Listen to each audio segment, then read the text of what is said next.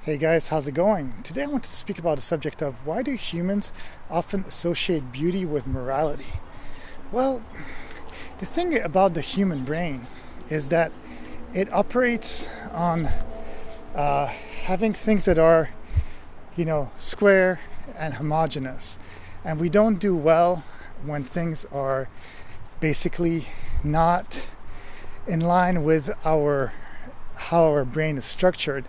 We have certain things that we have decided as okay, in our brain it works because it has to be a certain roundness, has to be a certain type of square, triangle, so geometrical formation basically.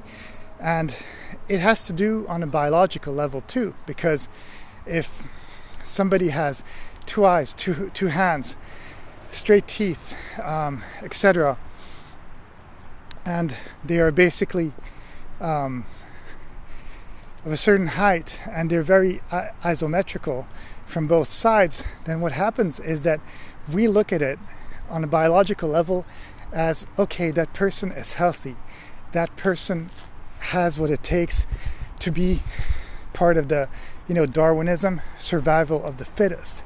So by doing that, by looking at things on a homogeneous level and accepting the fact that we look at beauty in that kind of way, it just makes sense that we look at things that are isometrical. We look at things that are in a certain type of very beautiful way as harmonious. And that's how it is. Just in our psychology, just in our brain, just in the way that we function as human beings. So that's why it's going to always look as holy. Now, does it really make it holy?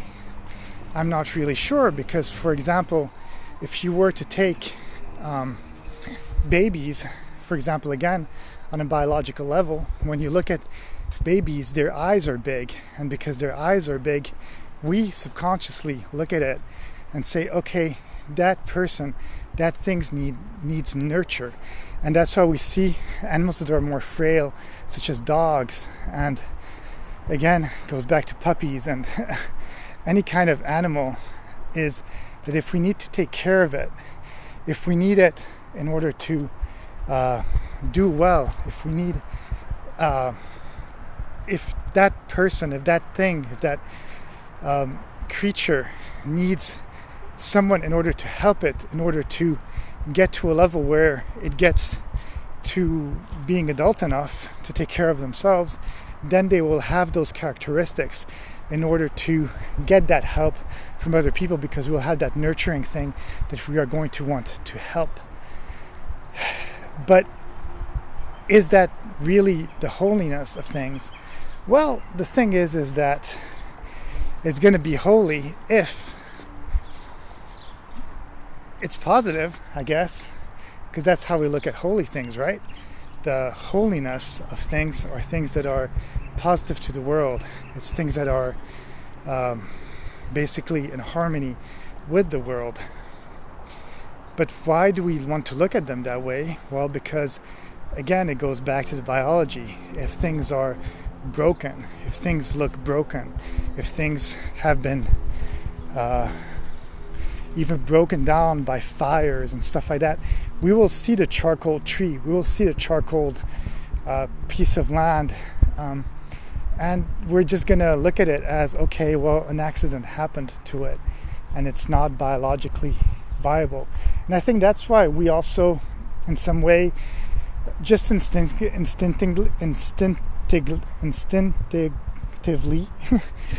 we want to basically have a house that is in harmony, which means that people who have clutter in their house, that have a lot of mess, that have a lot of things that are not in order, usually don't function too well, just simply from the fact that a messy house creates a messy brain, and it just creates clutter in our life.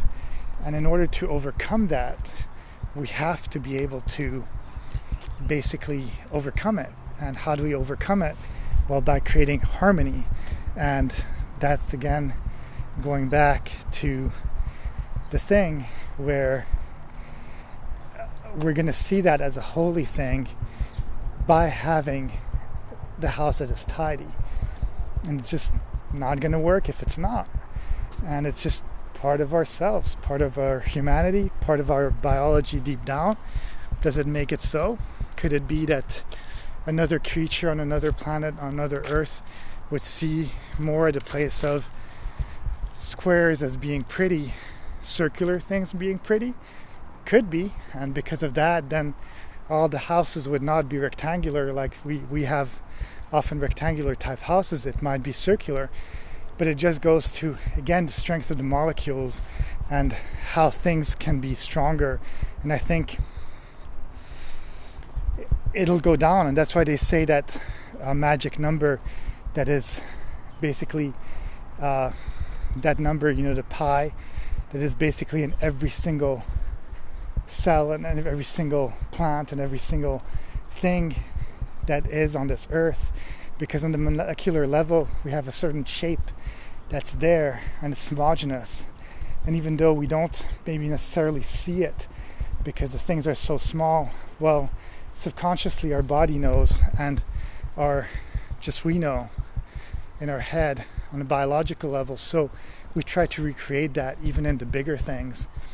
And it's kind of beautiful in some way to see both these things and how homogeneous they are, and how hand in hand everything on earth is working, and how everything is harmonious in some way, and how things usually go back to the circle of life. And if you modify things too much with asphalt and with all the things that we're doing now with cars and planes and all these things, we actually are creating a disharmony in the world.